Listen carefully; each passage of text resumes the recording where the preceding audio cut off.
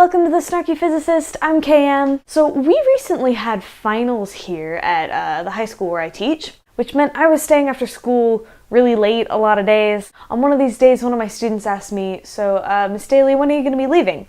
And I said, I'm not leaving. I don't leave campus, I just disappear when everybody else is gone. And she said, so you live here?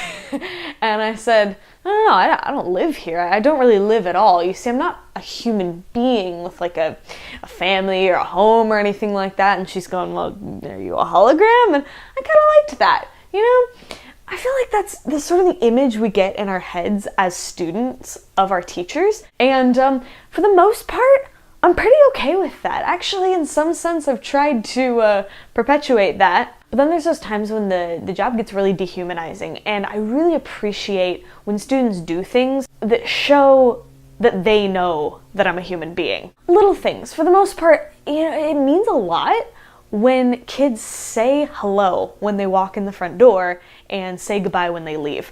When I was a student teacher, I had great students, but I think there's only one kid that did that. And that meant a lot to me. Speaking of student teaching, on my first day of student teaching, there was a girl that didn't realize I was a teacher. She came in late or something like that and missed the introduction. And she saw me standing all by myself, looking really scared and kind of shy and awkward. And she invited me to join her lab group because she thought I was a student. I had to tell her, and she died of embarrassment. But what she doesn't know is she made me feel so welcome. I'd been so scared, and she made me feel like a human being. It meant so much to me. Something pretty cool has been happening this year, and that's some of my students, when they see something cool or physics related out over the weekends or in the evenings or whatever, they email me pictures. And that's been really cool too. It's kind of let me see how my teaching affects their everyday lives, and it lets me see them as humans too. And there was one kid that impressed me in particular one year. He made me a Christmas ornament, and he put my first name on it. And at first glance, that might seem like a disrespectful thing because none of the kids call me by my first name.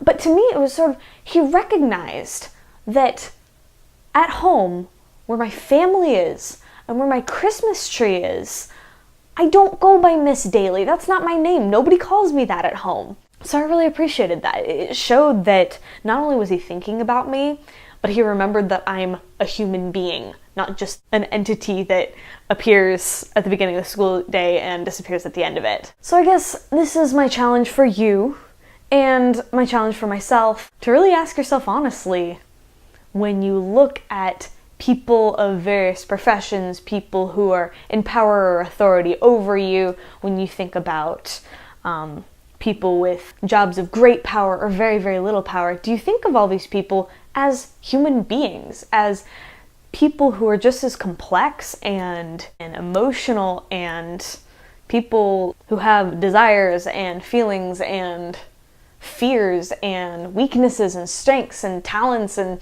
amazing potential? Do you think of these people as having all those things just as much as you do?